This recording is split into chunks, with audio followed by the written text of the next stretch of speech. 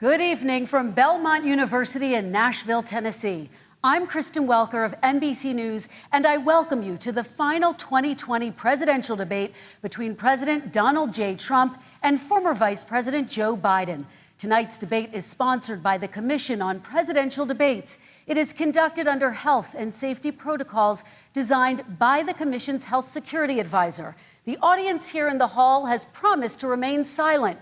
No cheers, boos, or other interruptions, except right now, as we welcome to the stage former Vice President Joe Biden and President Donald J. Trump.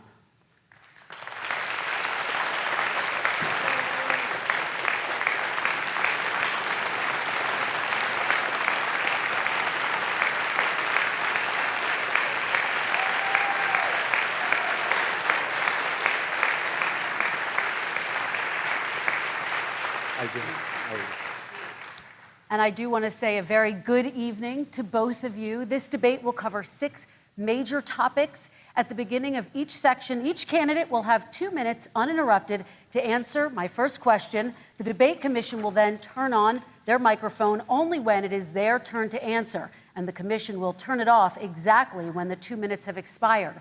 After that, both microphones will remain on, but on behalf of the voters, I'm going to ask you to please speak one at a time. The goal is for you to hear each other and for the American people to hear every word of what you both have to say. And so with that, if you're ready, let's start. And we will begin with the fight against the coronavirus. President Trump, the first question is for you. The country is heading into a dangerous new phase. More than 40,000 Americans are in the hospital tonight with COVID, including record numbers here in Tennessee. And since the two of you last shared a stage, 16,000 Americans have died from COVID. So please be specific. How would you lead the country during this next stage of the coronavirus crisis? 2 minutes, uninterrupted. So, as you know, 2.2 million people modeled out were expected to die. We closed up the greatest economy in the world in order to fight this horrible disease that came from China. It's a worldwide pandemic. It's all over the world. You see the spikes in Europe and many other places right now. If you notice, the mortality rate is down 85%. The excess mortality rate is way down and much lower than almost any other country. And we're fighting it, and we're fighting it hard. There is a spike. There was a spike in Florida, and it's now gone. There was a very big spike in Texas. It's now gone.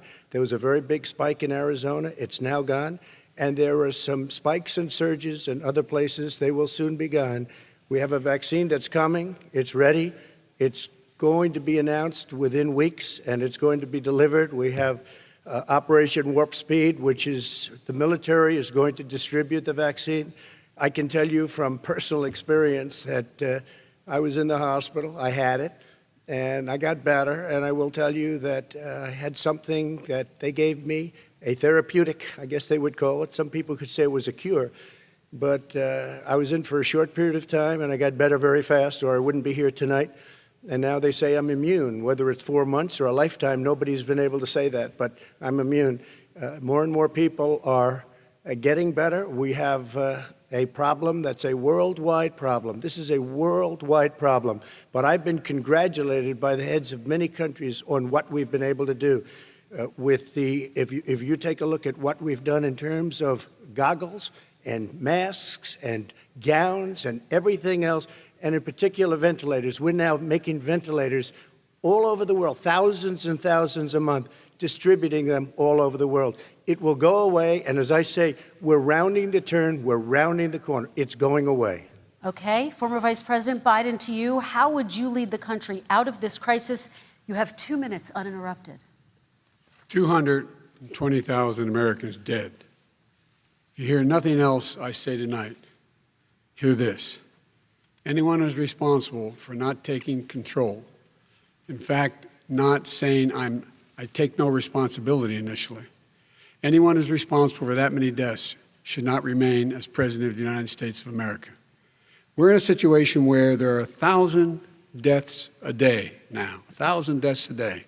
And there are over 70,000 new cases per day. Compared to what's going on in Europe, as the New England Medical Journal said, they're starting from a very low rate. We're starting from a very high rate. The expectation is we'll have another 200,000 Americans dead between now and the end of the year. If we just wore these masks, the president's own advisors have told him, we could save 100,000 lives.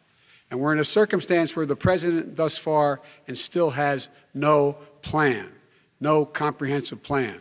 What I would do is make sure we have everyone encouraged to wear a mask all the time. I would make sure we move in the direction of rapid testing, investing in rapid testing. I would make sure that we set up national standards as to how to open up schools and open up businesses so they can be safe and give them the wherewithal, the financial resources to be able to do that. We're in a situation now where the New England Medical Journal, one of the most serious journals in the whole world, said for the first time ever that the way this president has responded to this crisis has been absolutely tragic. And so, folks, I will take care of this. I will end this. I will make sure we have a plan. President Trump, I'd like to follow up with you in your comments. You talked about taking a therapeutic. I assume you're referencing Regeneron. You also said a vaccine will be coming within weeks. Yes. Is that a guarantee? No, it's not a guarantee, but it will be by the end of the year. But I think it has a good chance. There are two companies, I think, within a matter of weeks, and it will be distributed very quickly. Can you tell us which companies? Johnson & Johnson is doing very well. Moderna is doing very well. Pfizer is doing very well. And we have numerous others. Then we also have others that we're working on very closely with other countries, in particular Europe. Let me follow up with you, and because this is new information, you have said a vaccine is coming soon, within weeks now. Your own officials say it could take well into 2021 at the earliest for enough Americans to get vaccinated. And even then, they say the country will be wearing masks and distancing into 2022. Is your timeline realistic? No, I think my timeline is going to be more accurate. I don't know that they're counting on the military the way I do, but we have our generals lined up, one in particular, that's the head of logistics. And this is a very easy distribution for him. He's ready to go as soon as we have the vaccine. And we expect to have 100 million vials. As soon as we have the vaccine, he's ready to go. Vice President Biden, your reaction, and just 40% of Americans say they would definitely agree to take a coronavirus vaccine if it was approved by the government. What steps would you take to give Americans confidence in a vaccine if it were approved? Make sure it's totally transparent. Have the scientists of the world see it, know it, look at it, go through all the processes. And by the way, this is the same fellow who told you this is going to end by Easter last time. This is the same fellow who told you that, don't worry, we're going to end this by the summer. We're about to go into a dark winter. And he has no clear plan, and there's no prospect that there's going to be a vaccine available for the majority of the American people before the middle of next year. President Trump, your reaction, he says you have no plan. I don't think we're going to have a dark winter at all. We're opening up our country. We've learned and studied and understand the disease, which we didn't at the beginning. When I closed and banned China from coming in heavily infected, and then ultimately Europe, but China was in January. Months later, he was saying I was xenophobic. I did it too soon. Now he's saying, oh, I should have, moved quicker. But he didn't move quicker. He was months behind me, many months behind me.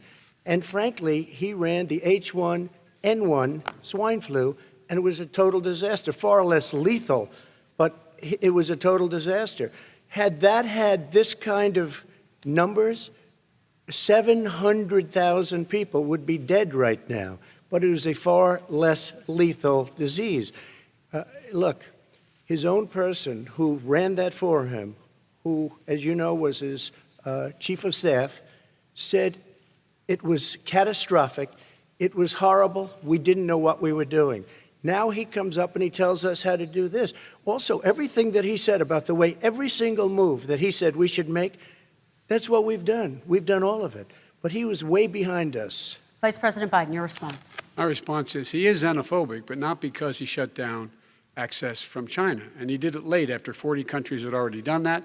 In addition to that, what he did, he made sure that we had 44 people that were in there in China trying to get to Wuhan to determine what exactly the source was. What did the president say in January? He said, no, he said, he's being transparent.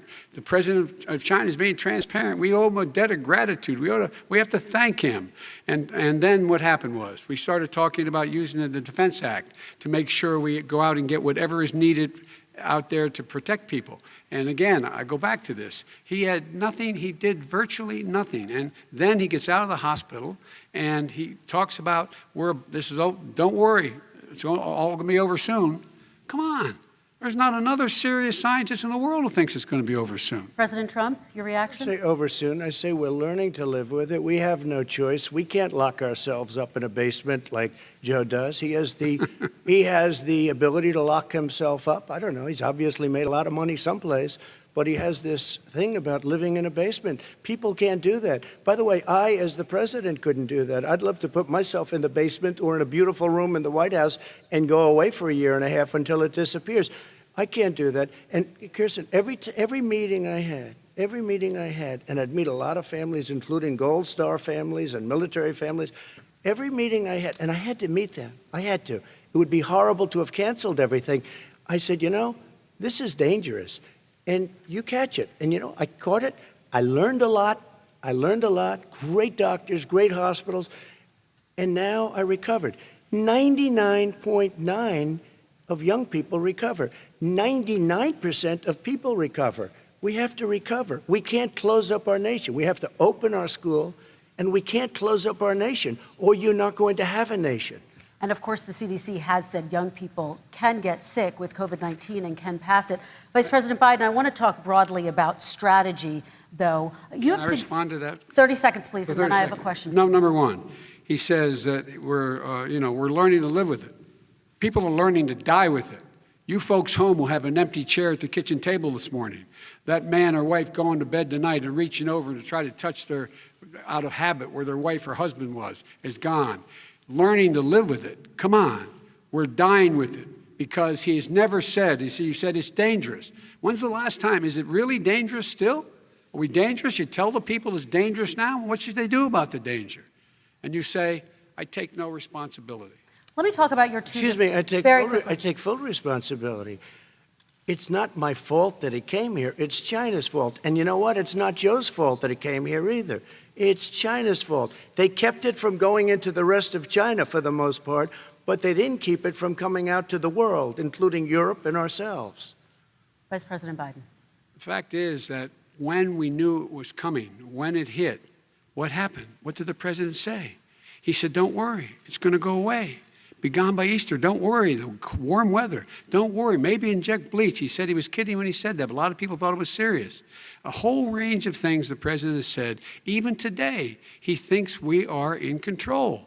We're about to lose 200,000 more people.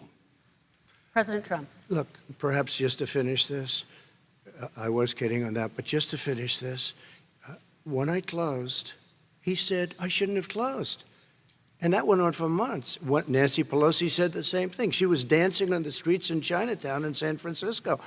But when I closed, he said, this is a terrible thing, you're xenophobic. I think he called me racist even, and because I was closing it to China. Now he says I should have closed it earlier. Joe, it doesn't work. I didn't say either of those things. You certainly did. You certainly did. I talked about his xenophobia in a different context. It wasn't about closing the border to Chinese coming to the United States. All right, I want to talk about both of your different strategies to handling He thought this. I shouldn't have closed the border. Well, that's obvious. Do you want to respond to that quickly, Vice President Biden? Okay. Let's talk about your different strategies toward dealing with this. Mr. Vice President, you suggested you would support new shutdowns if scientists recommended it.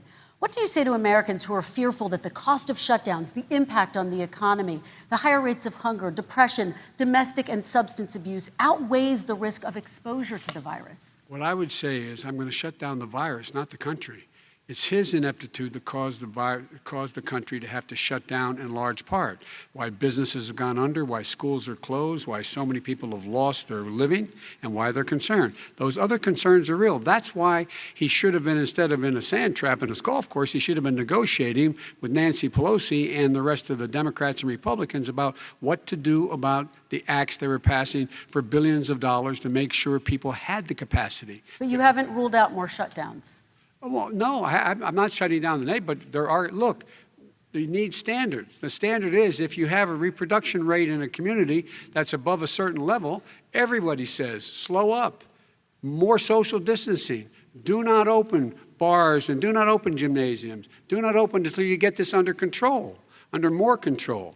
But when you do open, give the people the capacity to be able to open and have the capacity to do it safely. For example, schools. Schools, they need a lot of money to open. They need to deal with ventilation systems. They need to deal with smaller classes, more teachers, more pods. And he's refused to support that money, or at least up to now. Let's talk about schools. President Trump, I think we have to respond, if I might. Please, and then I have a follow-up. Thank you, and I appreciate that. Look, all he does is talk about shutdowns, but forget about him. His Democrat governors, Cuomo in New York, you look at what's going on in California, you look at Pennsylvania, North Carolina, Democrats all, they're shut down so tight, and they're dying. They're dying. And he supports all these people. All he talks about is shutdowns. No, we're not going to shut down, and we have to open our schools.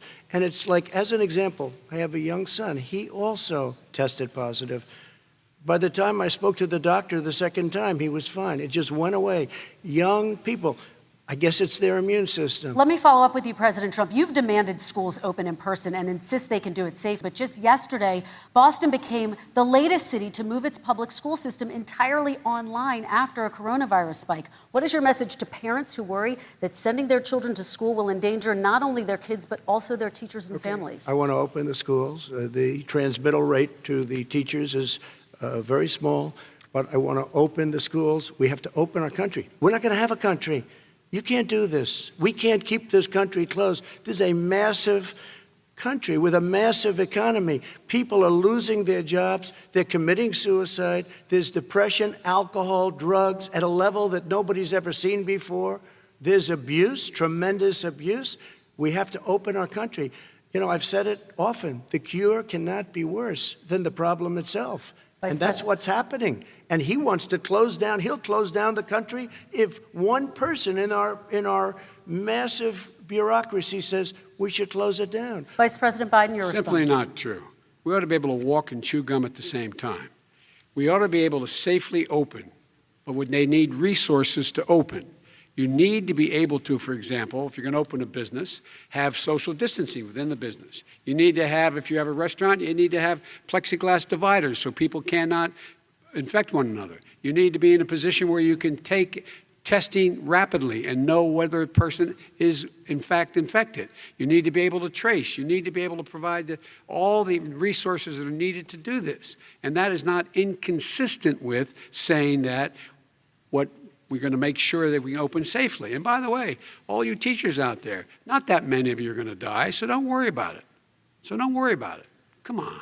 President Trump, let me follow up with you quickly. By the way, I will say this. If you go and look at what's happened to New York, it's a ghost town. It's a ghost town. And when you talk about plexiglass, these are restaurants that are dying. These are businesses with no money. Putting a plexiglass is unbelievably expensive, and it's not the answer. I mean, you're going to sit there in a cubicle wrapped around with plastic. These are businesses that are dying, Joe. You can't do that to people. You just can't. Take a look at New York and what's happened to my wonderful city for so many years. I loved it. It was vibrant. It's dying. Everyone's leaving New York. Take a look at what New York has done in terms of turning the curve down in terms of the number of people dying. And I don't look at this in terms of the way he does. Blue states and red states. They're all the United States. And look at the states that are having such a spike in the coronavirus. They're the red states. They're the states in the Midwest. They're the states in the upper Midwest. That's where the spike is occurring significantly. But they're all Americans. They're all Americans. And what we have to do is say, wear these masks, number one. Make sure we get the help that the businesses need that has money's already been passed to do that. It's been out there since the beginning of the summer, and nothing's happened. President, New York has lost more than 40,000 people, 11,000 people in nursing homes. President Trump, what about... When you say spike, take a look at what's happening in Pennsylvania, where they've had it closed. Take a look at what's happening with your friend in Michigan, where her husband's the only one allowed to do anything. It's been like a prison. Now it was just ruled unconstitutional. Take a look at North Carolina. They're having spikes, and they've been closed. And they're getting killed financially. We can't let that happen, Joe. You can't let that happen. We have to open up. And we understand the disease. We have to protect our seniors. We have to protect our elderly. We have to protect especially our seniors with heart problems and diabetes problems. And we will protect them. We have the best testing in the world by far. That's why we have so many cases. Let me follow up with you before we move on to our next section. President Trump, this week you called Dr. Anthony Fauci, the nation's best-known infectious disease expert, quote, a disaster. You described him and other medical experts as, quote, idiots. If you're not listening to them, who are you listening to as you fight this? I'm listening to all of them, including Anthony. I get along very well with Anthony. But he did say, don't wear masks. He did say, as you know, this is not going to be a problem. I think he's a Democrat, but that's okay. He said this is not going to be a problem. We are not going to have a problem at all. When Joe says that, I said, Anthony Fauci said, and others, and many others, and I'm not knocking him a lot. Nobody knew. Look, nobody knew what this thing was. Nobody knew where it was coming from, what it was. We've learned a lot. But Anthony said, don't wear masks. Now he wants to wear masks. Anthony also said, if you look back, exact words, here's his exact words. This is no problem. This is going to go away soon. So he's allowed to make mistakes. He happens to be a good person. Vice President Biden, your response quickly, and then we're going to move on to the next section. My response is that think about what the president knew in January and didn't tell the American people. He was told this was a serious virus that spread in the air, and it was much worse than the flu. He went on record and said to one of your colleagues, recorded, that in fact he knew how dangerous it was, but he didn't want to tell us. He didn't want to tell us because he didn't want us to panic. He didn't want us, Americans don't panic. He panicked. But guess what? In the meantime, we found out in the New York Times the other day that, in fact, his folks went to Wall Street and said this is a really dangerous thing. And a memo out of that meeting, not from his administration, but from some of the brokers, said sell short because we got to get moving. It's a dangerous problem. Well, this is I'm going to give you 30 seconds to respond, and then we're going to move on. The Wall Street one, I don't know. Somebody went to Wall Street. You're the one that takes all the money from Wall Street. I don't take it. I have. You have raised a lot of money, tremendous amounts of money.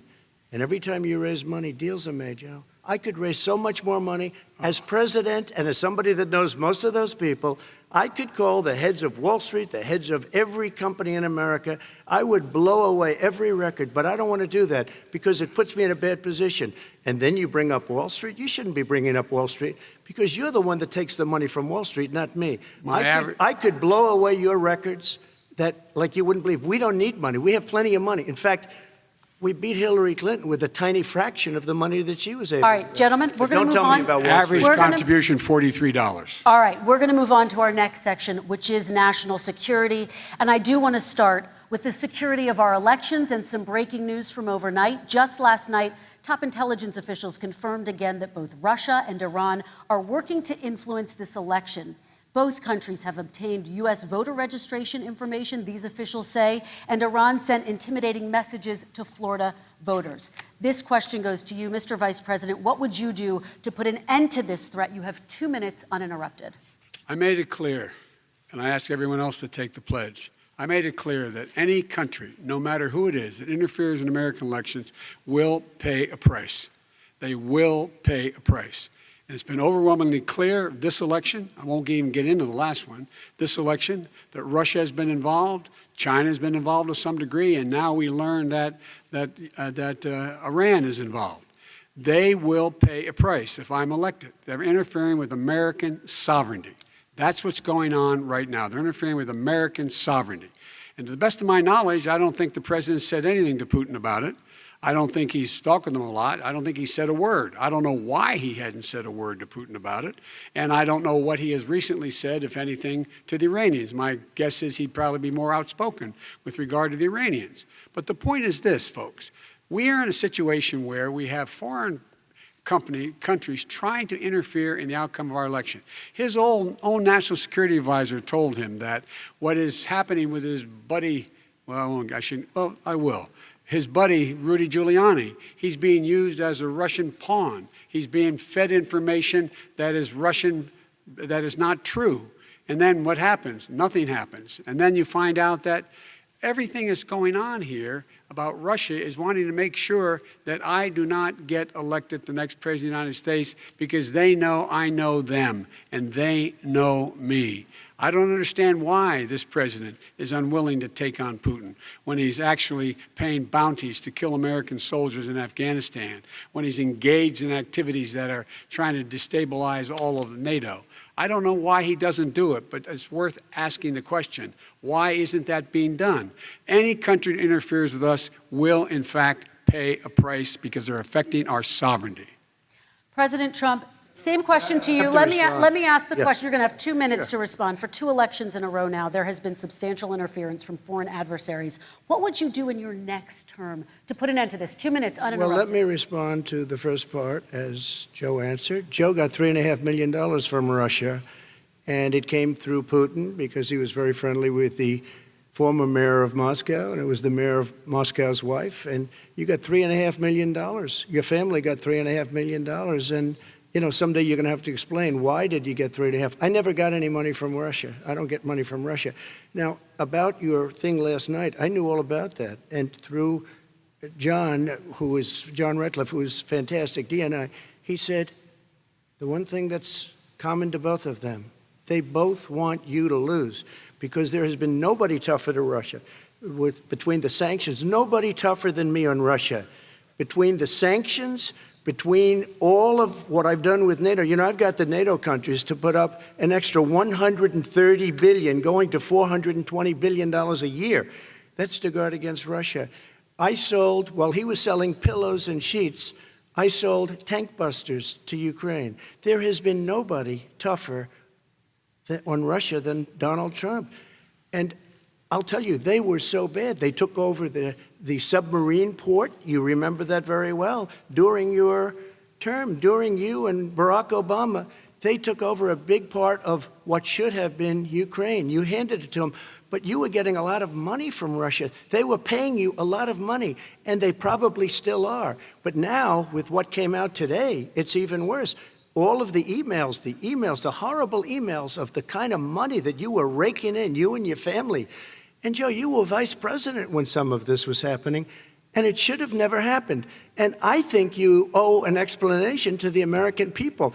Why is it? Somebody just had a news conference a little while ago who was essentially supposed to work with you and your family, but what he said was damning. And regardless of me, I think you have to clean it up and talk to the American people. Maybe you can do it right now. Vice President Biden, you may respond. 30 seconds. And then I do want to follow up on the election security. I have not taken a penny from any foreign source ever in my life. We learned that this president paid 50 times the tax in China, has a secret bank account with China, does business in China, and in fact is talking about me taking money. I have not taken a single penny from any country whatsoever, ever. Number one. Number two, this is a president, I have released all of my tax returns, 22 years. Go look at them. 22 years of my tax return. You have not released a single solitary year of your tax return. What are you hiding? Why are you unwilling? The foreign countries are paying you a lot. Russia's paying you a lot. China's paying you a lot. And your hotels and all your businesses all around the country, all around the world. And China's building a new road to a new a golf course you have overseas. So what's going on here? Why don't release your tax return or stop talking about corruption? President Trump, your response. First of all, I called my accountants under audit. I'm going to release them as soon as we can. I want to do it, and it'll show how successful, how great this company is. But much more importantly than that, people were saying $750. I asked them a week ago, I said, what did I pay? They said, sir, you prepaid tens of millions of dollars. I prepaid my tax. Tens over the last number of years. Tens of millions of dollars I prepaid because at some point they think it's an estimate. They think I may have to pay tax. So I already prepaid it. Nobody told me that. Did your accountant Nobody tell told you that. Excuse me. And it wasn't written whenever they write this. They keep talking about $750, which I think is a filing fee. But let me just tell you, I prepaid millions and millions of dollars in taxes. Number one. Number two, I don't make money from China. You do. I don't make money from Ukraine. You do. I don't make money from Russia.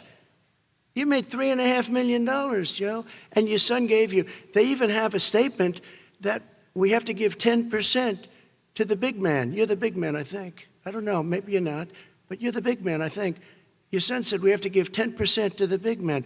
Joe, what's that all about? It's terrible. All right, gentlemen, I want to ask you both some questions about all of this, but I'm going to let you both respond very quickly. You just said you spoke to your accountant about potentially releasing your taxes. Did he tell you when you can release them? Do you have a deadline for when you're going to release them to the American people? I get treated worse than the Tea Party got treated.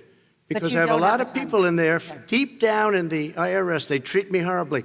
We made a deal, it was all settled until I decide to run for president. I get treated very badly by the IRS, very unfairly. But we had a deal all done. As soon as we're completed with the deal, I want to release it. But I have paid millions and millions of dollars, and it's worse than paying.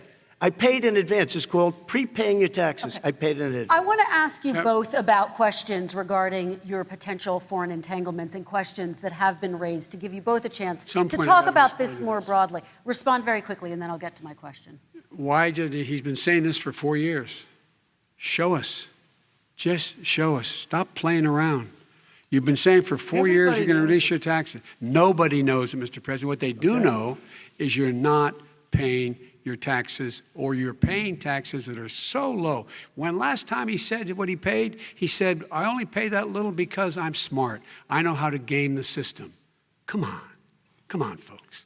Very quickly, President Trump, and then I want to get to two questions to both of you on this. I was put through a phony witch hunt for 3 years. It started before I even got elected. They spied on my campaign. No president should ever have to go through what I went through. Let me just say this.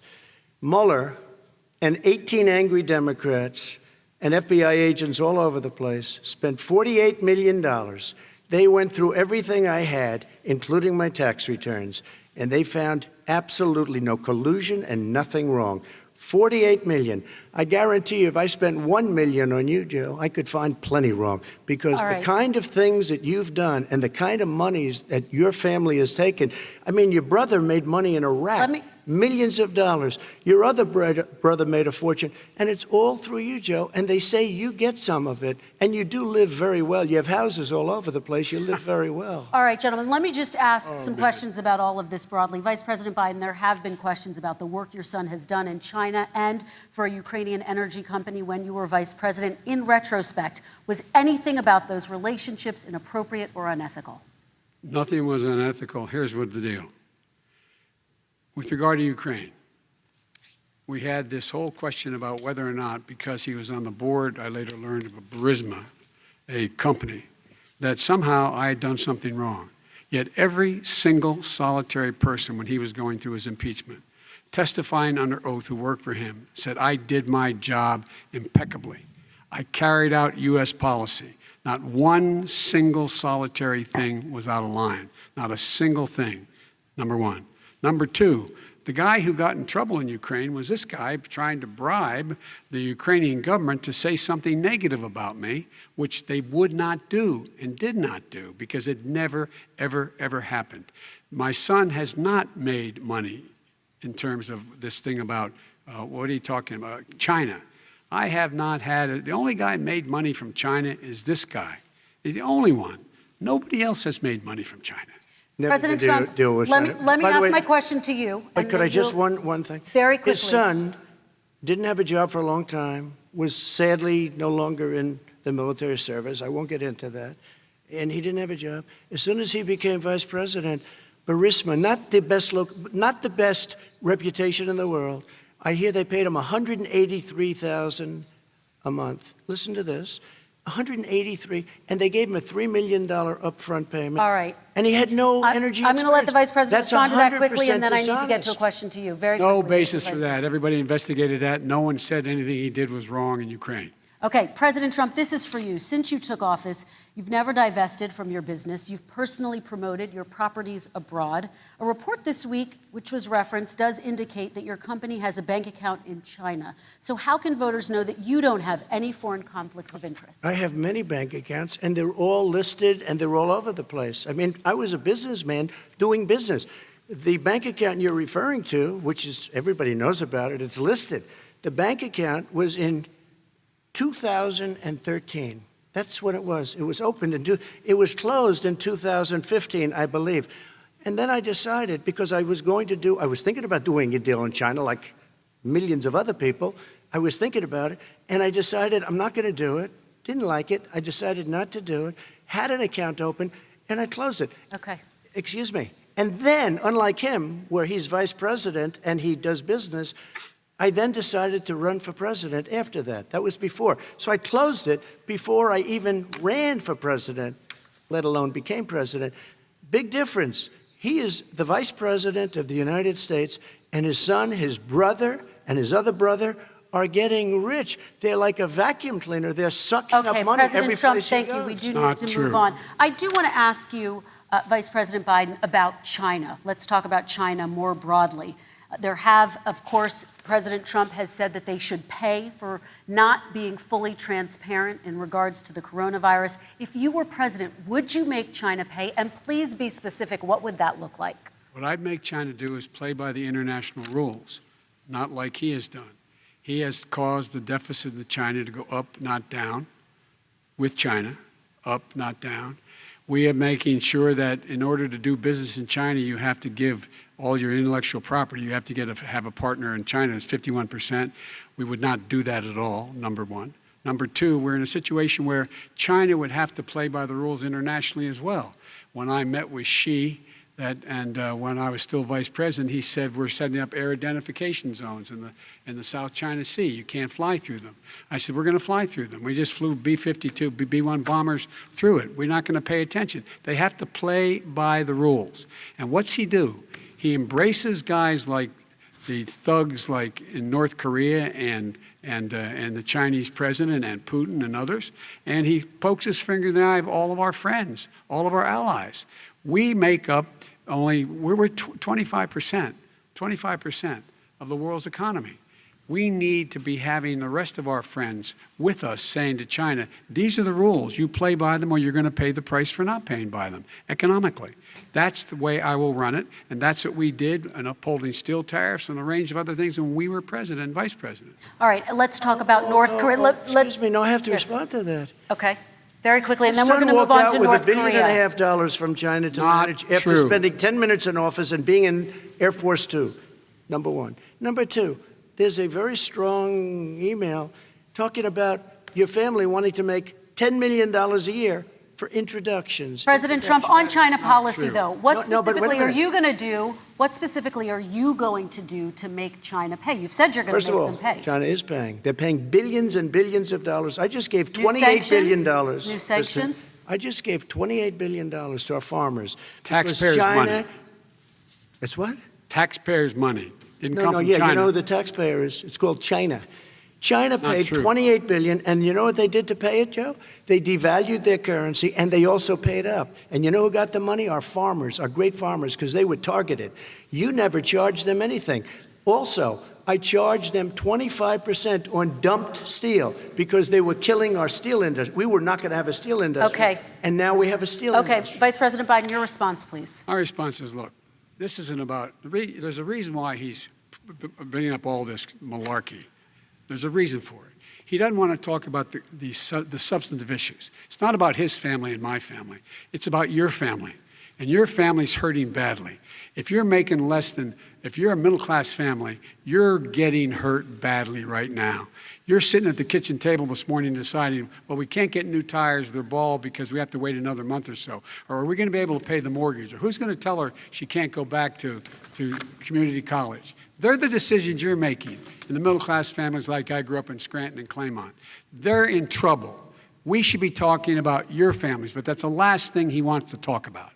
I want to talk about North Korea. Excuse me, just I do want to turn to please. 10 seconds, Mr. President. That's 10 a seconds. typical political statement. Let's get off this China thing, and then he looks, the family, around the table, everything. Just a typical politician when I see that. Let's talk about North Korea. I'm not a typical politician. Okay, that's why I got elected. Let's get off the subject of China. Let's talk sitting around the table. All right. Come on, Joe, you can do better. We're going to talk about North Korea now. President Trump, you've met with North Korean leader Kim Jong-un 3 times. You've talked about your beautiful letters with him. You've touted the fact that there hasn't been a war or a long-range missile test. And yet North Korea recently rolled out its biggest ever intercontinental ballistic missile and continues to develop its nuclear arsenal. Do you see that as a betrayal of the relationship you forged? Just 30 seconds here because we need to get on to the next So when I met with Barack Obama, we sat in the White House right at the beginning, had a great conversation. It was supposed to be 15 minutes, and it was well over an hour. He said the biggest problem we have with North Korea. He indicated we will be in a war with North Korea. Guess what? It would be a nuclear war, and he does have plenty of nuclear capability. In the meantime, I have a very good relationship with him. Different kind of a guy, but he probably thinks the same thing about me. We have a different kind of a relationship. We have a very good relationship, and there's no war.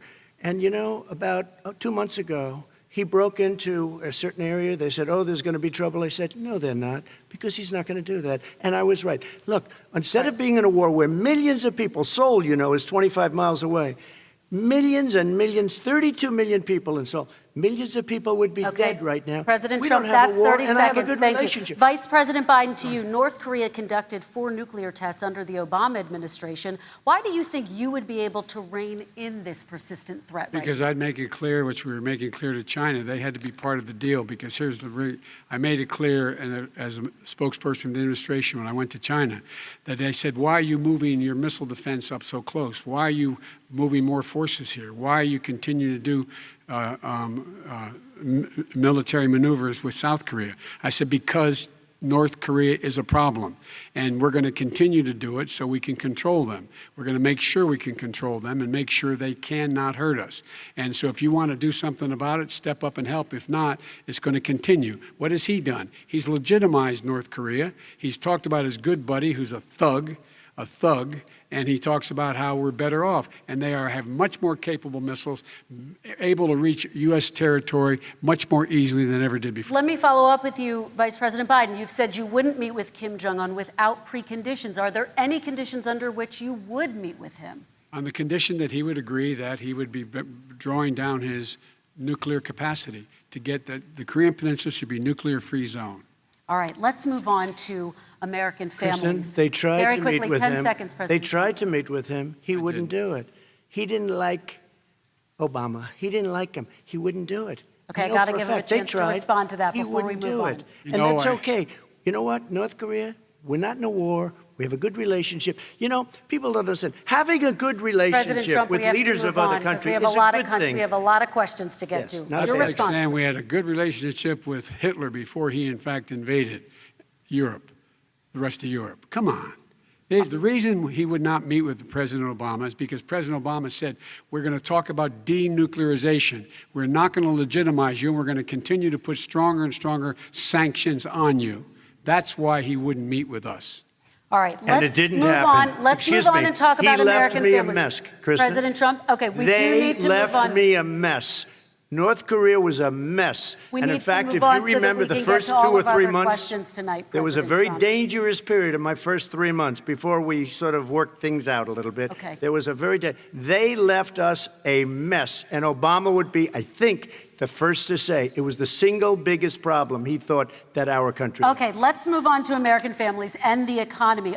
One of the issues that's most important to them is health care, as you both know. Today, there was a key vote on a new Supreme Court Justice, Amy Coney Barrett, and health care is at the center of her confirmation fight. Over 20 million Americans get their health insurance through the Affordable Care Act. It's headed to the Supreme Court, and your administration, Mr. President, is advocating for the court to overturn it. If the Supreme Court does overturn that law, those 20 million Americans could lose their health insurance almost overnight. So what would you do if those people have their health insurance taken away? You have 2 minutes uninterrupted. Sure. First of all, I've already done something that nobody thought was possible. Through the legislature, I terminated the individual mandate. That is the worst part of Obamacare, as we call it. The individual mandate where you have to pay a fortune for the privilege of not having to pay for bad health insurance. I terminated. It's gone. Now it's in court because Obamacare is no good. But then I made a decision. Run it as well as you can to my people, great people. Run it as well as you can. I could have gone the other route and made everybody very unhappy. They ran it. Premiums are down. Everything's down. Here's the problem. No matter how well you run it, it's no good. What we'd like to do is terminate it. We have the individual mandate done. I don't know that it's going to work. If we don't win, we will have to run it, and we'll have Obamacare, but it'll be better run. But it no longer is Obamacare, because without the individual mandate, it's much different. Pre-existing conditions will always stay. What I would like to do is a much better health care, much better, will always protect people with pre-existing. So I'd like to terminate Obamacare, come up with a brand new, beautiful health care. The Democrats will do it because there'll be tremendous pressure on them, and we might even have the House by that time, and I think we're going to win the House, okay? You'll see, but I think we're going to win the House. But come up with a better health care, always protecting people with pre-existing conditions. And one thing very important, we have 180 million people out there that have great private health care. Far more than we're talking about with Obamacare. Joe Biden is going to terminate all of those policies. These are people that love their health care, people that have been successful, middle-income people, been successful. They have 180 million plans, 180 million people, families. Under what he wants to do, which will basically be socialized medicine, he won't even have a choice, they want to terminate 180 million plans. We have done an incredible job on health care, and we're going to do even better. Okay, Vice President Biden, yes, this is for you. Your health care plan calls for building on Obamacare. So my question is, what is your plan if the law is ruled unconstitutional by the Supreme Court? You have 2 minutes uninterrupted. What I'm going to do is pass Obamacare with a public option. It'll become Biden-care. The public option is an option that says that if you, in fact, do not have the wherewithal to be, if you qualify for Medicaid and you do not have the wherewithal in your state to get Medicaid, you automatically are enrolled, providing competition for insurance companies. That's what's going to happen. Secondly, we're going to make sure we reduce the premiums and reduce drug prices by making sure that there's competition that doesn't exist now by allowing the Medicare to negotiate drug prices with the insurance companies. Thirdly, the idea that I want to eliminate private insurance, the reason why I had such a fight with 20 candidates for the nomination was I support private insurance. That's why not one single person with private insurance would lose their insurance under my plan, nor did they under Obamacare. They did not lose their insurance unless they chose they wanted to go to something else. Lastly, we're going to make sure we're in a situation that we actually protect pre-existing. There's no way he can protect pre-existing conditions. None, zero. You can't do it in the ether. He's been talking about this for a long time. He's never come up with a plan. I guess we're going to get the pre-existing condition plan the same time we get the infrastructure plan that we've been waiting since 17, 18, 19, and 20. The fact, I still have a few more minutes. I know you're getting anxious. The fact is that he's already cost the American people, because of his terrible handling of the COVID virus and the economic spillover, 10 million people have lost their private insurance. And he wants to take away 22 million more people who have it under Obamacare, and over 110 million people with pre-existing conditions. And all the people from COVID are going to have pre-existing conditions. What are they going to do? I have a follow-up for you, Vice President Biden. It relates to something that President Trump said. He's accusing you of wanting socialized medicine. What do you say to people who have concerns that your health care plan, which includes a government insurance option, takes the country one step closer to a health care system run entirely by the government? What's your response to them? I say it's ridiculous. It's like saying that, the idea that the fact that there's a public option that people can choose, that makes it a socialist plan. Look, the difference between the president, I think health care is not a privilege, it's a right. Everyone should have the right to have affordable health care. And I am very proud of my plan. It's gotten endorsed by all the major labor unions, as well as a whole range of other people who, in fact, are concerned in the medical field. This is something that's going to save people's lives, and this is going to give some people an opportunity to have health care for their children. How many of you home are worried and rolling around in bed tonight wondering what in God's name you're going to do if you get sick because you've lost your home insurance, your health insurance, your company's gone under? We have to provide health insurance for people at an affordable rate, and that's what I do. President Trump, Excuse me, he was your there response. for 47 years. He didn't do it. He was now there as vice president for 8 years, and it's not like it was 25 years ago. It was 3 3/4. It was just a little while ago, right? Less than 4 years ago. He didn't do anything. He didn't do it. He wants socialized medicine, and it's not that he wants it. His vice president, I mean, she is more liberal than Bernie Sanders and wants it even more. Bernie Sanders wants it. The Democrats want it. You're going to have socialized medicine, just like he went with fracking. We're not going to have fracking. We're going to stop fracking. We're going to stop fracking. Then he goes to Pennsylvania after he gets a nomination, where he got very lucky to get it. And he goes to Pennsylvania and he says, oh, we're going to have fracking. And you never asked that question. And by the way, so far, I respect very much the way you're handling this, I have to say. By the way. But somebody should ask the question. You can ask he goes for a year. There will be no fracking. There will be no petroleum. We have a number of topics we're No, going to but get that's to. a big question. And we're going to get to. It's the same thing with socialized I have to medicine. respond. Vice President, your response, please. My response is people deserve to have affordable health care, period. Period, period, period. And the Biden care proposal will, in fact, provide for that affordable health care, lower premiums. What we're going to do is going to cost some money. It's going to cost over $750 billion over 10 years to do it. And they're going to have lower premiums. You can buy into the better plans, the cheaper plans, lower your premiums, deal with unexpected billing, and have your drug prices drop significantly. He keeps talking about it. He hasn't done a thing for anybody on health care. Not a thing. Kristen, when Very he quickly, says, then I want to talk when about he what's says happening on public Capitol option, Hill. he's talking about socialized medicine and health care. When he talks about a public option, he's talking about destroying your Medicare, totally destroyed, and destroying your Social Security. And this whole country will come down. You know, Bernie Sanders tried it in his state. He tried it in his state. His governor was a very liberal governor. They wanted to make it work. Okay, let's let Vice President Biden respond. It doesn't Vice work. President He's Biden, a very your response. confused guy. He thinks he's running against somebody else. He's running against Joe Biden. I beat all those other people because I disagreed with them. Joe Biden he's running against. And the idea that we're in a situation that they're going to destroy Medicare, this is the guy that the actuary at Medicare said, if in fact, at Social Security, if in fact he continues to withhold his plan to withhold the tax on Social Security will be bankrupt by 2023 with no way to make up for it. This is the guy who's tried to cut Medicare. So I mean, the idea that Donald Trump is lecturing me on Social Security and Medicare? Come on. He tried to get 10 rid of seconds, He Mr. tried to President, hurt and then I Social have to go to Security another years question. ago. Years ago. Go back and look at the records. He tried to hurt Social Security years ago. All right, let's move on. This I'm is going to the move guy on. that when they announced Mr. President, I have to move last on week, to the next question. They said or the else stock we're not market going to will have time boom to talk about it. if I'm elected. If he's elected, the stock market will crash. Okay, let's biggest move on to the analysts are next saying question. Let me respond. Very quickly. Look, the idea that the stock market is booming is his only measure of what's happening.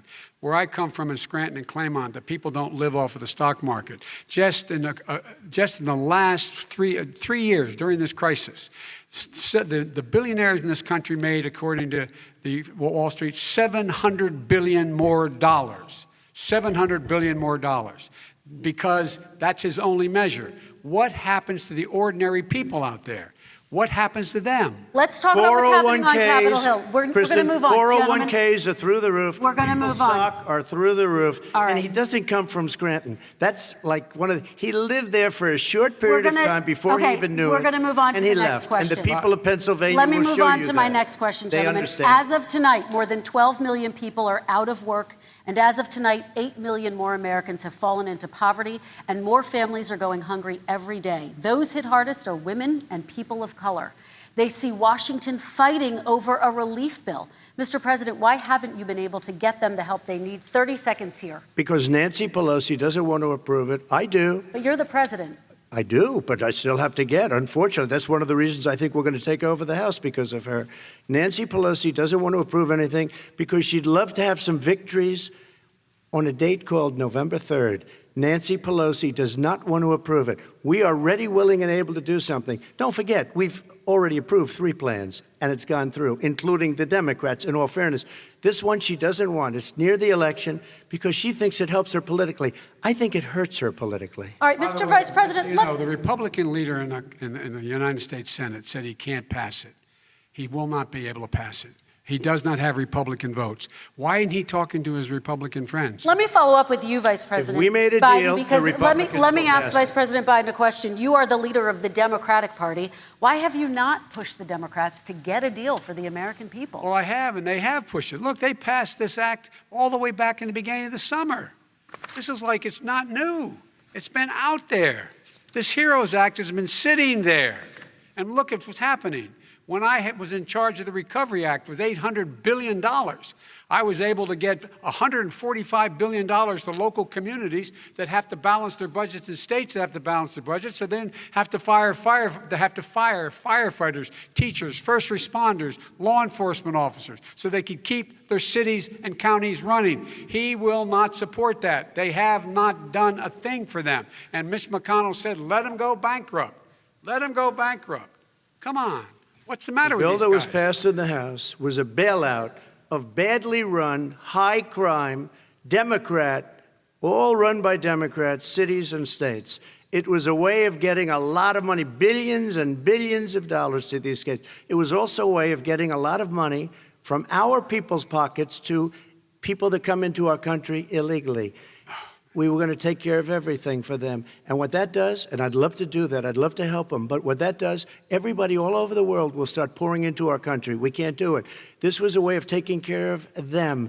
This was a way of spending on things that had nothing to do with COVID, as per your question. But it was really a big bailout for badly run Democrat cities and states. All right, By the way, I want to. if I get elected, I'm running as a proud Democrat, but I'm going to be an American president. I don't see red states and blue states. What I see is American, United States. And folks, every single state out there finds themselves in trouble. They're going to start laying off, whether they're red or blue, cops, firefighters, first responders, because they have to balance their budget. And the founders were smart. They allowed the federal government to deficit spend to compensate for the United States of America. I want to talk about the minimum wage, gentlemen. Mr. Vice President, we are talking a lot about struggling small businesses and business owners these days. Do you think this is the right time to ask them to raise the minimum wage? You, of course, support a $15 federal minimum wage. I do, because I think one of the things we're going to have to do is we're going to have to bail them out, too. We should be bailing them out now, those small businesses. You got 1 in 6 of them going under. They're not going to be able to make it back. They passed a package that allows us to be able to call PPP. Money is supposed to go to help them do everything from organize how they can deal with their businesses being open safely. Schools, how they can make classrooms smaller, how they can hire more teachers, how they can put ventilation systems in. They need the help. The businesses as well as the schools need the help. But these guys will not help them. Is not giving them any of the money. We are going to move on to immigration, one thing very but I quickly, want he to get said we your have reaction. to help our small businesses by raising the minimum wage. That's not helping. I think it should be a state option. Alabama is different than New York. New York is different from Vermont. Every state is different. It should be a state option. You said very recently. We have recently. to help. It's very important. We have to help our small businesses. How are you helping your small businesses when you're forcing wages? What's going to happen, and what's been proven to happen, is when you do that, these small businesses fire many of their employees. You said very recently you would by the way. consider raising the federal minimum wage to $15 an hour. You said recently you would consider raising the federal minimum wage to $15 an hour. Is that still the case? And I would consider it to an extent, but in a what I second really administration? in a second administration, but not to a level that's going to put all these businesses out of business. It should be a state option. Look, I've lived in different places. I know different places. They're all different. Some places, $15 is not so bad. In other places, other states, $15 would be Okay, President ruinous. Trump, thank you. Quick response, Vice President Biden. 2 jobs, 1 job, be below poverty. People are making $6, $7, $8 an hour. These first responders, we all clap for as they come down the street because they've allowed us to make it. What's happening? They deserve a minimum wage of $15. Anything below that puts you below the poverty level. And there is no evidence that when you raise the minimum wage, businesses go out of business. That is simply not true. We're going to talk about immigration. We're going to talk about immigration now, gentlemen, and we're going to talk about families within this context. Mr. President, your administration separated children from their parents at the border, at least 4,000 kids. You've since reversed your zero-tolerance policy, but the United States can't locate the parents of more than 500 children. So how will these families ever be reunited? children are brought here by coyotes and lots of bad people, cartels, and they're brought here, and they used to use them to get into our country. We now have as strong a border as we've ever had. We're over 400 miles of brand new wall. You see the numbers, and we let people in, but they have to come in legally, and they come in through merit. But how will you reunite these kids with their families, Let me just tell you, Mr. President? they built cages. You know, they used to say, I built the cages, and then they had a picture in a certain newspaper, and it was a picture of these horrible cages, and they said, look at these cages. President Trump built them, and then it was determined they were built in 2014. That was him. Do you have a plan to reunite the kids? Yes, we're working on it we're trying very hard. But a lot of these kids come out without the parents. They come over through cartels and through coyotes and through gangs. Vice President Biden, let me bring you into this 525 conversation. Quick response and then another question to you. These 500 plus kids came with parents. They separated them at the border to make it a disincentive to come to begin with. Real tough. We're really strong. And guess what? They cannot, it's not coyotes didn't bring them over. Their parents were with them. They got separated from their parents. And it makes us a laughing stock and violates every notion of who we are as a nation. Let me ask you a follow-up Kristen, question. they did it. We changed the policy. Your response they to that? They did it. We changed. Did not They built the separate cages. the Who built the cages, Joe? Let's talk about what Who we're built the talking about. cages, Let's Joe? talk about what we're talking about. What happened? Parents were ripped, their kids were ripped from their arms and separated. And now they cannot find over 500 sets of those parents, and those kids are alone. Nowhere to go. Nowhere to go. It's criminal. It's criminal. Let me ask Kristen, you I about will say this. immigration. They went 10 down. seconds, We and brought then I need to ask reporters, you a question. everything. They are so well taken care of. They're in facilities that were so clean. But some that of them gotten haven't been such reunited But with their just ask families. one question. Who built the cages? I'd love you to ask him that. Who built the cages? Let me ask about your immigration policy, Mr. Vice President. The Obama administration did fail to deliver immigration reform, which had been a key promise during the administration. It also presided over record deportations as well as family detentions at the border before changing course. So why should voters trust you with an immigration overhaul now? Because we made a mistake. It took too long to get it right. It took too long to get it right. I'll be president of the United States, not vice president of the United States. And the fact is, I've made it very clear. Within 100 days, I'm going to send to the United States Congress a pathway to citizenship for over 11 million undocumented people. And all of those so-called dreamers, those DACA kids, they're going to be immediately certified again to be able to stay in this country and put on a path to citizenship. The idea that they are being sent home by this guy, and they want to do that, is they've gone to a country they've never seen before. I can imagine you're 5 years old, your parents are taking you across the Rio Grande River, and it's illegal. And you say, oh, no, Mom, leave me here. I'm not going to go with you. They've been here. Many of them are model citizens. Over 20,000 of them are first responders out there taking care of people during this crisis. We owe them. We owe them. Kristen, he had 8 years to do what he said he was going to do. And I've changed without having a specific. We got rid of catch and release. We got rid of a lot of horrible things that they put in and that they lived with. But he had 8 years he was vice president. He did nothing except build cages to keep children in. Vice President Wrong. Biden, your response. The catch and release, you know what he's talking about there? If in fact you had a family came across and they were arrested, they in fact were given a date to show up for their hearing. They were released. And guess what? They showed up for a hearing. And this is the first president in the history of the United States of America that anybody seeking asylum has to do it in another country. That's never happened before in America. That's never happened before in America. You come to the United States and you make your case that I seek asylum based on the following premise, why I deserve it under American law. They're sitting in squalor on the other side of the river. President Trump, your response, So 30 important. seconds, and then we'll move on. It just shows that he has no understanding of immigration or the laws. Catch and release is a disaster. A murderer would come in, a rapist would come in, a very bad person would come in. We would take their name. We have to release them into our country. And then you say they come back. Less than 1% of the people come back. We have to send ICE out and Border Patrol out to find them, we would say, come back in 2 years, 3 years, we're going to give you a court case. You need Perry Mason. We're going to give you a court case. When you say they come back, they don't come back, Joe. They never come back. Only the really, I hate to say this, but those with the lowest IQ, they might come back. Okay, President Trump, let's give Vice President Biden a chance to respond, and then we're going to move on to the next section. You don't know the law, Joe.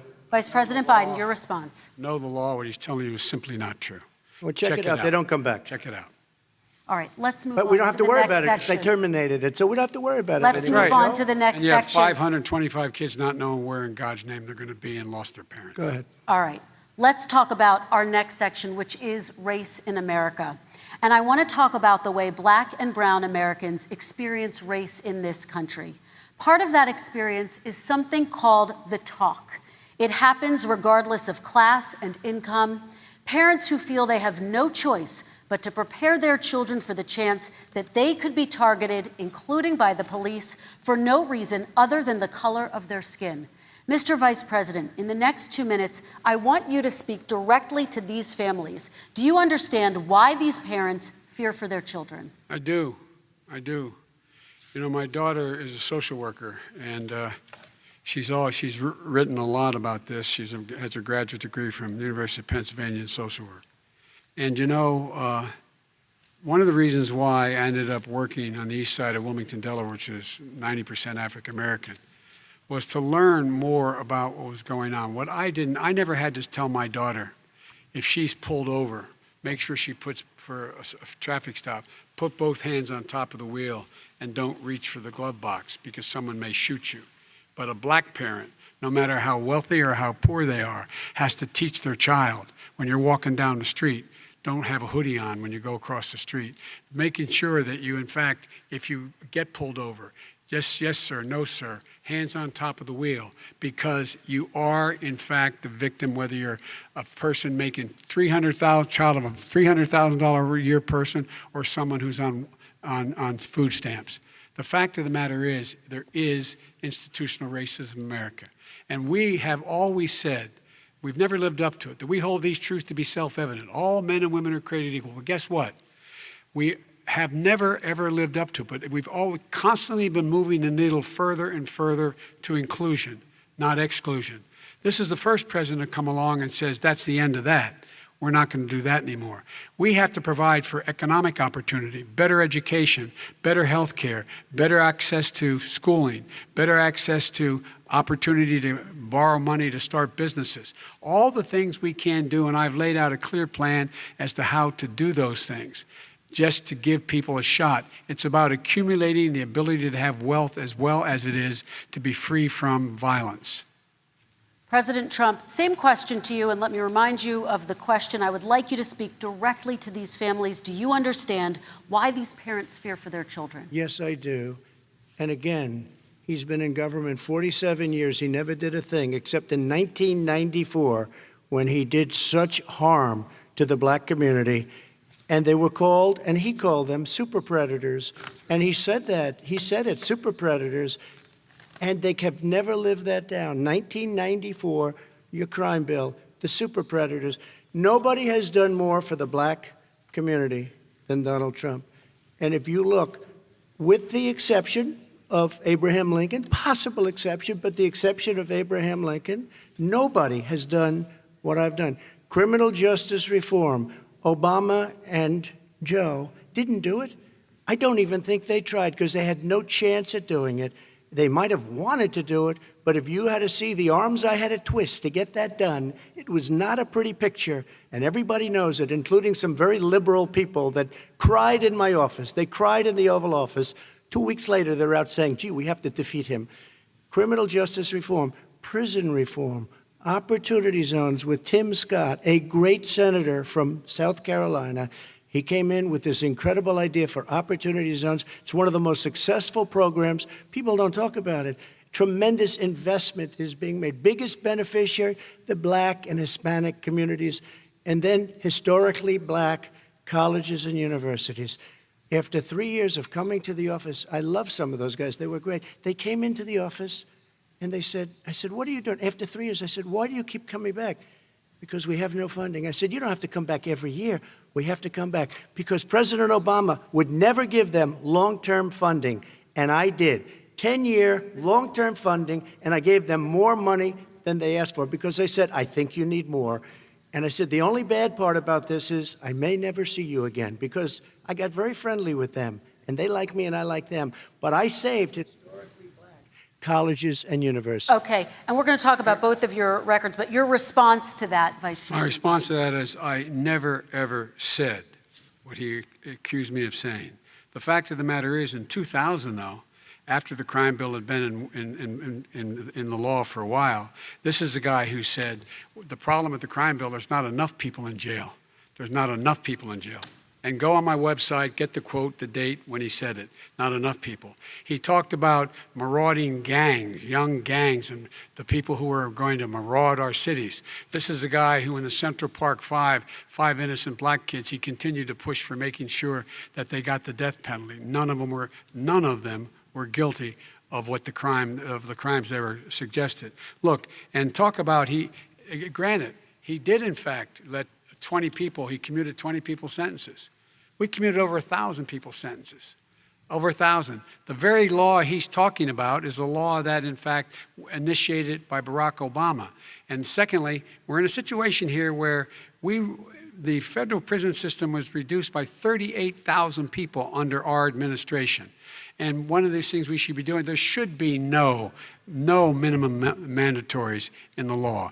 That's why I'm offering $20 billion to states to change their state laws to eliminate minimum mandatories and set up drug courts. No one should be going to jail because they have a drug problem. They should be going to rehabilitation, not to jail. We should fundamentally change the system, and that's what I'm going to do. But why didn't he do it 4 years ago?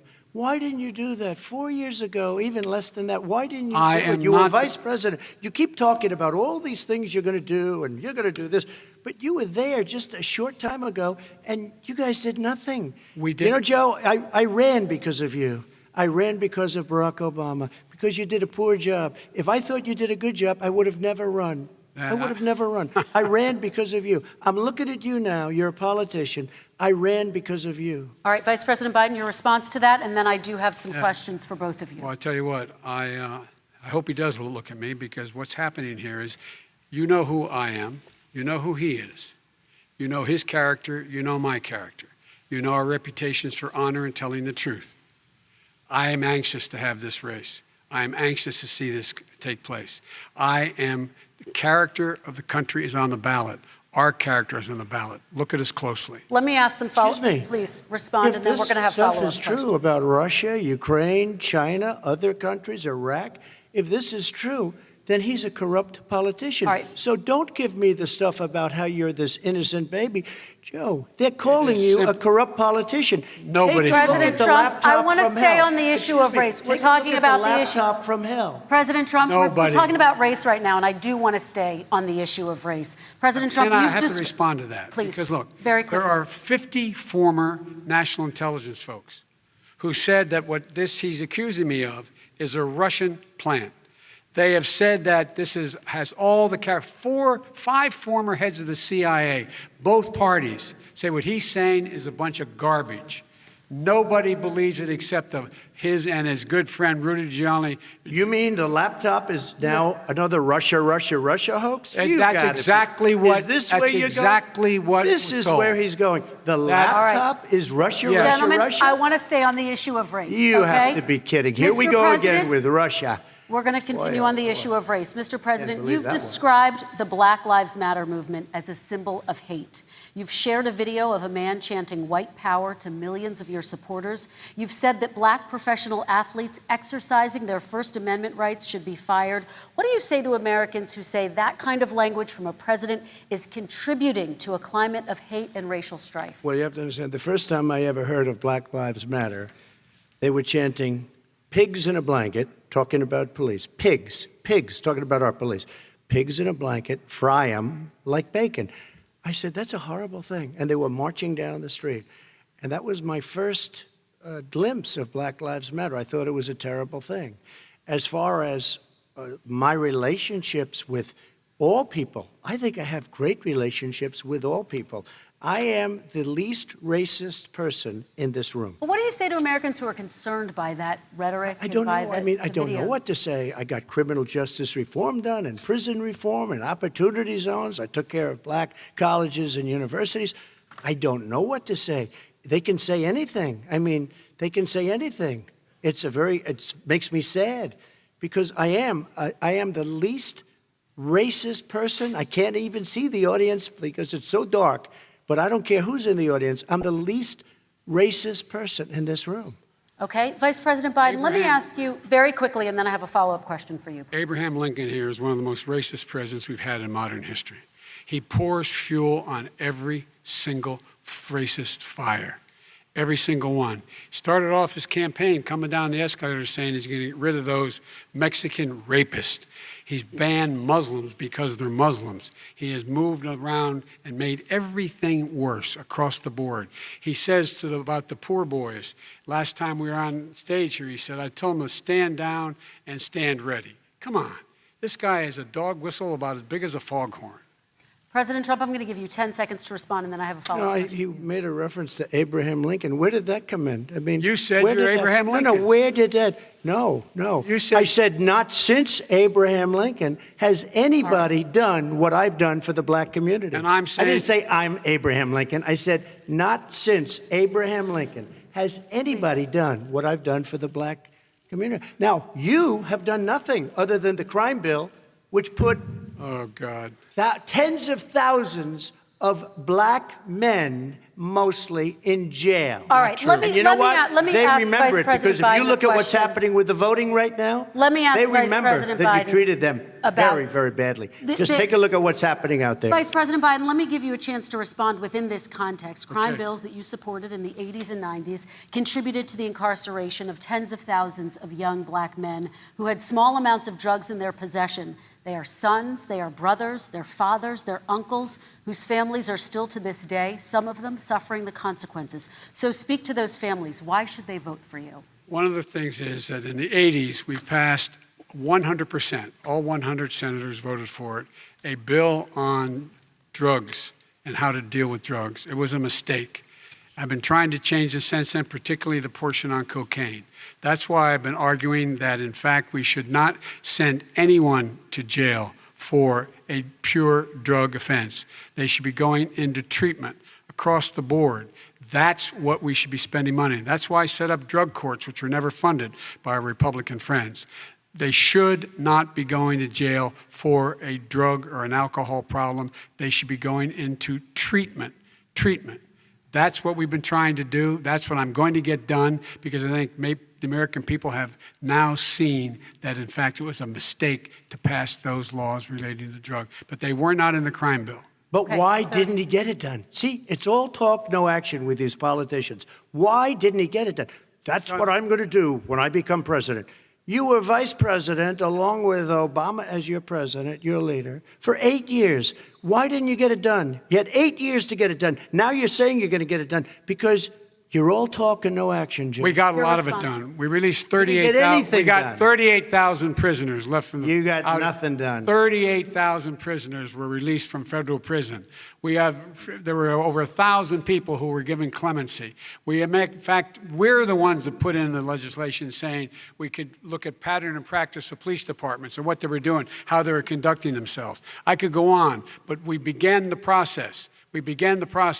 We lost an election. That's why I'm running to win back that election and change his terrible policy. I Quick just response, asked, and then we're I gonna just move asked on one to climate question. change. Why didn't you do it in the 8 years, a short time ago?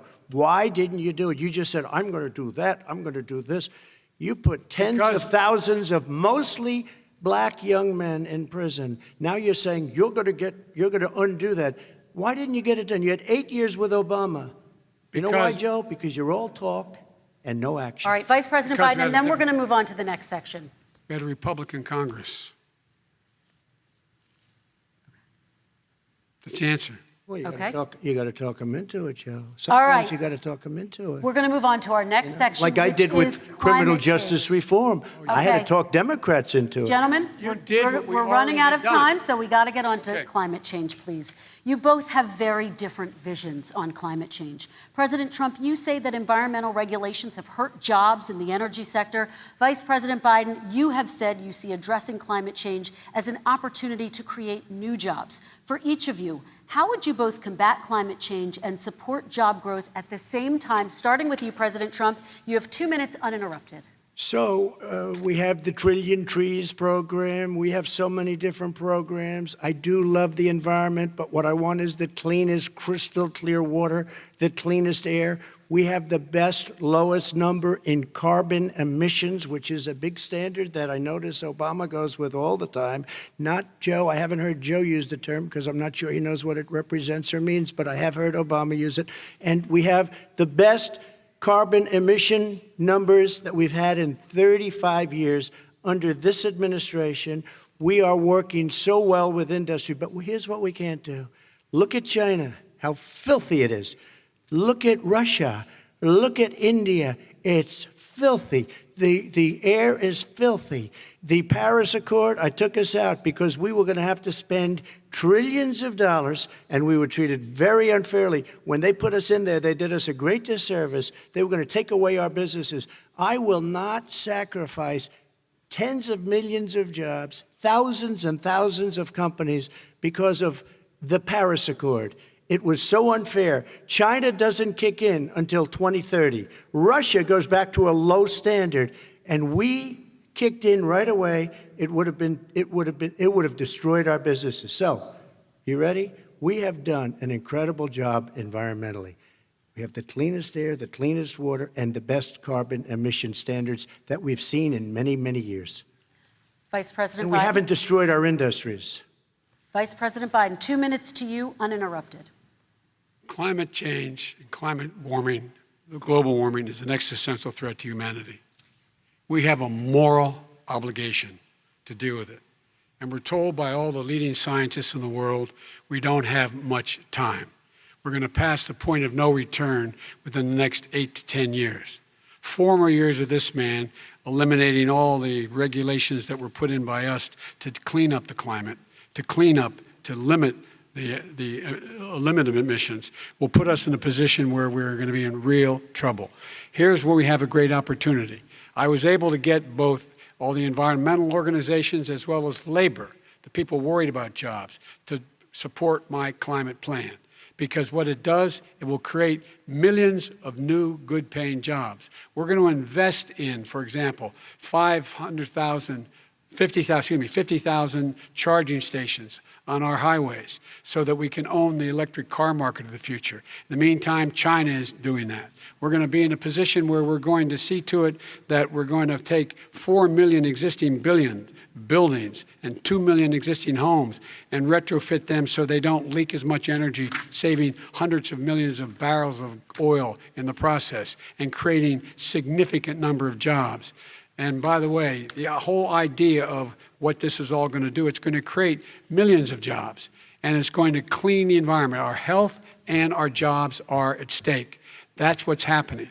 And what right now, by the way, Wall Street firms indicated that my plan will in fact create 18.6 million jobs, 7 million more than his. This is from Wall Street.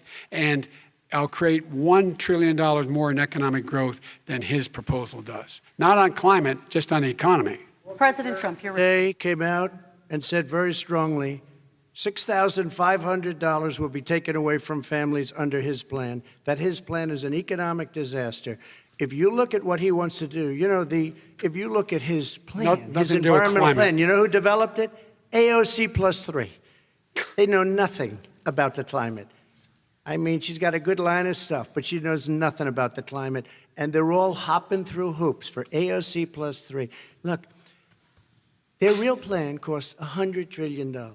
If we had the best year in the history of our country for 100 years, we would not even come close to a number like that. When he says buildings, they want to take buildings down because they want to make bigger windows into smaller windows. as far as they're concerned, if you had no window, it would be a lovely thing.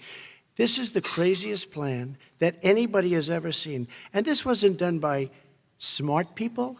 This wasn't done by anybody. Frankly, I don't even know how it can be good politically. Right. They want to spend $100 trillion. That's their real number. He's trying to say it was 6. It's $100 trillion. They want to knock down buildings and build new buildings with little, tiny, small windows. I mean, and many other things. Okay. And many other things. Let me have the Vice President respond, and we're running out of crazy. time, and we have a lot And more you'll questions to destroy get our to. country. So let's hear from the Vice President. I have a number more questions. I don't know where he comes from. I don't know where he comes up with these numbers. Queens. $100 trillion. Give me a break. This plan was, plan is endorsed by every major environmental group and every labor group. Labor, because they know the future lies. The future lies in us being able to breathe, and they know there are good jobs in getting us there. And by the way, the fastest growing industry in America is solar energy and wind. He thinks wind causes cancer, windmills. It's the fastest growing jobs, and they pay good prevailing wages, $45, $50 an hour. We can grow and we can be cleaner if we go the route I'm proposing. President Trump, Excuse me. please respond, and then I have some follow-ups. We are energy independent for the first time. We don't need all of these countries that we had to fight war over because we needed their energy. We are energy independent. I know more about wind than you do. It's extremely expensive, kills all the birds. It's very intermittent. It's got a lot of problems. And they happen to make the windmills in both Germany and China. And the fumes coming up, if you're a believer in carbon emission, the fumes coming up to make these massive windmills is more than anything that we're talking about with natural gas, which is very clean. One other thing. Find me a scientist Solar. who said that. I love solar, but solar doesn't quite have it yet. It's not powerful yet to really run our big, beautiful factories that we need to compete with the world. So False. It's all a pipe dream. But you know what we'll do? We're going to have the greatest economy in the world. But if you want to kill the economy, get rid of your oil industry. You want, and what about fracking? All right, now, let me let me allow Vice President Biden to I respond. never said I oppose fracking. You said it on tape. I did. Show the tape. Put it on your website. I'll put it on. Put it on the website. The fact of the matter is he's it, flat lying. Would you rule out banning fracking? I do rule out banning fracking because the answer, we need other industries to transition to get to ultimately a complete zero emissions by 2025. What I will do with fracking over time is make sure that we can capture the emissions from the fracking, capture the emissions from gas. We can do that, and we can do that by investing money in doing it. But it's a transition to that. I have one more question in this pod, and then we have. He was against fracking. He said it. I will show that to you tomorrow. I am against fracking. Until he got the nomination, went to Pennsylvania, then he said, but you know what, Pennsylvania? He'll be against it very soon because his party is totally against it. Fracking on federal land, I said. No fracking or oil on federal land. Let me ask this final question in this section, and then I want to move on to our final section. President Trump, people of color are much more likely to live near oil refineries and chemical plants. In Texas, there are families who worry the plants near them are making them sick. Your administration has rolled back regulations on these kinds of facilities. Why should these families give you another 4 years in office? The families that we're talking about are employed heavily, and they're making a lot of money, more money than they've ever made. If you look at the kind of numbers that we produce for Hispanic, for Black, for Asian, it's 9 times greater, the percentage gain, than it was in 3 years, than it was under 8 years of the 2 of them, to put it nicely. 9 times more. Now, somebody lives, I have not heard the numbers or the statistics that you're saying, but they're making a tremendous amount of money economically. We saved it. And I saved it again a number of months ago when oil was crashing because of the pandemic. Okay. We saved it. We got, say what you want about relationship, we got Saudi Arabia, Mexico, and Russia to cut back, way back. We saved our oil industry, and now it's very vibrant again. All right. And everybody has very inexpensive gasoline. Remember Vice President Biden, your response, and then we're going to have a final question for both of you. My response is that those people live on what they call fence lines. He doesn't understand this. They live near chemical plants that, in fact, pollute, chemical plants and oil plants and refineries that pollute. I used to live near that when I was growing up in Claymont, Delaware. And more oil refineries in Marcus Hook and the Delaware River than there is any place, including in Houston at the time. When my mom get in the car and when there was first frost to drive me to school, turn in the windshield wiper, there'd be oil slick in the window. That's why so many people in my state were dying and getting cancer. The fact is, those frontline communities, it doesn't matter what you're paying them, it matters how you keep them safe. What do? And you impose restrictions on the pollutions, the pollutants coming out of those fence line communities. Okay, I have one final question. Would he close down the oil industry? It falls. Would you close down the oil By industry? the way, I would transition from the oil industry, yes. Oh, I would that's transition. a big statement. It is a big statement. That's a because big statement. I would stop. Why would you do that? Because the oil industry pollutes significantly. Oh, I see. Here's the deal. But That's you a can't big do statement. that. Well, if you let me finish the statement, because it has to be replaced by renewable energy over time. And I'd stop giving to the oil industry, I'd stop giving them federal subsidies. He won't give federal subsidies to the gas, to solar and wind. Yeah. Why are we giving it to oil industry? We actually do give All right. it to solar and wind. We And have that's one maybe the final biggest question. statement in terms of business. That's the biggest statement. Okay. Because We have basically one what he's final saying question, is he is Mr. going to President. destroy the oil industry. Okay. Will you remember that, Texas? Will you Okay. remember that, Pennsylvania, Oklahoma? Vice President Biden, let me give you 10 seconds to respond, and then Ohio. I have to get to the final question. Vice President Biden. He takes everything out of context. But the point is, look, we have to move toward a net zero emissions. The first place to do that by the year 2035 is in energy production. By 2050, totally. All right. One Is he final gonna get question China to to both do of it? you. No, we're finished with Is this. he We going have to to get move on China to to our do it? final question. We No, have to I'm move going on to to our final rejoin Paris question. Accord and make China abide by what they agreed to. All right, That'll this cost you is $1 about trillion. leadership, gentlemen. And this first question does go to you, President Trump. Imagine this is your inauguration day.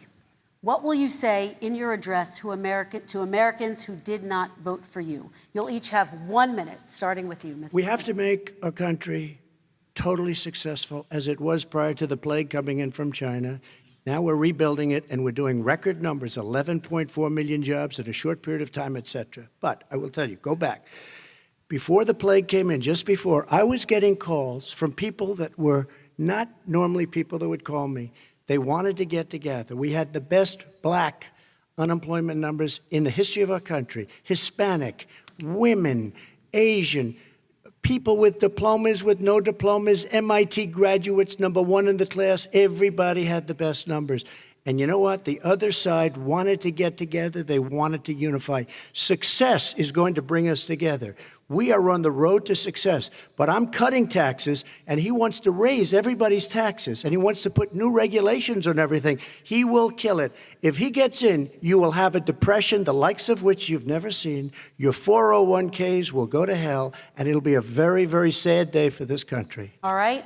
Vice President Biden, same question to you. What will you say during your inaugural address to Americans who did not vote for you? I will say, I'm an American president. I represent all of you, whether you voted for me or against me. And I'm going to make sure that you're represented. I'm going to give you hope. We're going to move. We're going to choose science over fiction. We're going to choose hope over fear. We're going to choose to move forward because we have enormous opportunities to make things better. We can grow this economy. We can deal with the systemic racism. And at the same time, we can make sure that our economy is being run and moved and motivated by clean energy, creating millions of new jobs. And that's the fact. That's what we're going to do. And I'm going to say, as I said at the beginning, what is on the ballot here is the character of this country: decency, honor, respect, treating people with dignity, making sure that everyone has an even chance. And I'm going to make sure you get that. You haven't been getting it the last 4 years. All right. I want to thank you both for a very robust hour and a half, a fantastic debate. Really appreciate it. President Trump, former Vice President Joe Biden, thank you to Belmont University for hosting us tonight. And most importantly, thank you to those watching tonight. Election Day is November 3rd. Don't forget to vote. Thank you, everyone, and have a great night. Thank you.